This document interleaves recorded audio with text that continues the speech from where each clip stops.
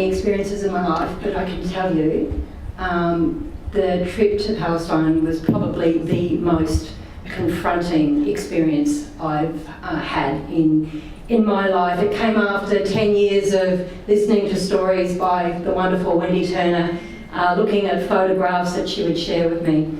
It came after realising without taking this experience, it had a real risk of losing importance to me, so I took the trip. I'm incredibly grateful I got to have the experience, but it was incredibly confronting. I've been asked today to share my observations on the wall. You can see part of it here behind me, and other forms of segregation.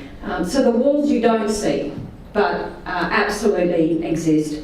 Everybody's seen these Banksy pieces of art on this wall here.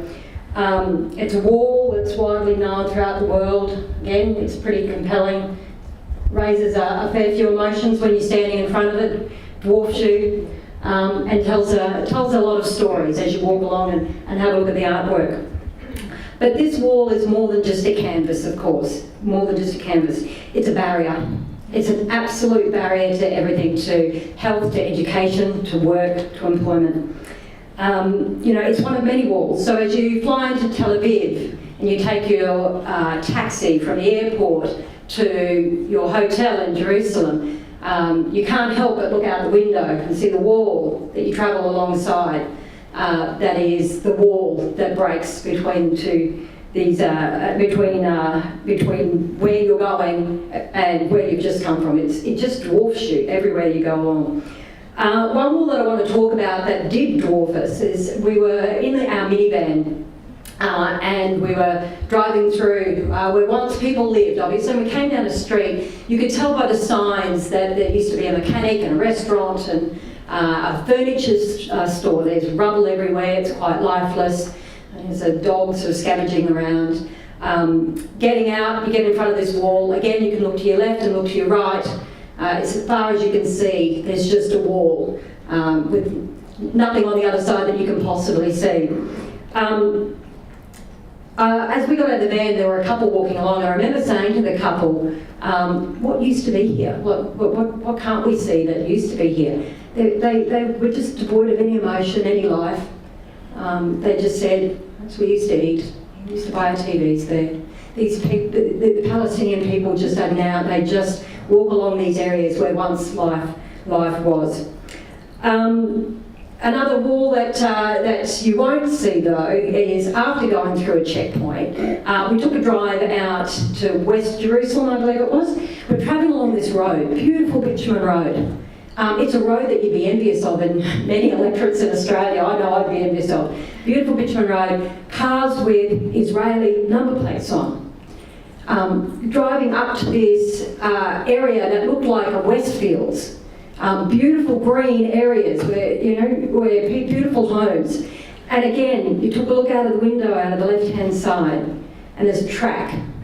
And that's where the Palestinians drive, on the track, next to these beautiful bitumen roads.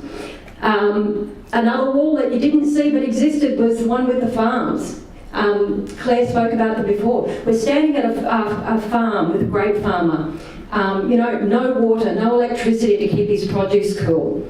And from here until the river behind us, you can see an Israeli grape farmer. And he's got beautiful green, lush area. You could nearly throw a stone and hit it. This Palestinian farmer would tell us he would load up his truck with his grapes and get to a checkpoint, and the Israeli soldier would say, not today. What do you do with your produce? It just rots. And yet, like I said, you can have a look over, not too far away, and you see an Israeli farmer with water and electricity, and an ease of moving through a checkpoint like that to get to market. I think one last thing, thanks Susan, that I really have to speak about, and this goes to children. We have moved through, again, a ghost town, and I know Anne's going to speak to us about Hebron, the ghost town, soon. We came to an area where there was a kindergarten that had been set up. So we've come through a checkpoint. The Israeli soldiers open a gate through this, sort of mocked together pulley system, and we walk up this set of stairs if you can call them. to a rooftop, and there's some astroturf on the ground. And that's where the Palestinian children play and get their very earliest form of early childhood education. They can peer over the edge of this rooftop kindergarten and see the Israeli children playing below. There's no fences. They can play, they can explore, they can take risks. They are free to learn in the streets, and the Palestinian children are prisoners upstairs in this small little area of AstroTurf. Can I just finish by saying this? There's this saying, you can't unsee what you've seen. And this experience did absolutely that for all of us. You can't unsee the war, you can't unsee that farm, and you can't unsee what would be a child's future and what the reality actually is. Thanks everyone.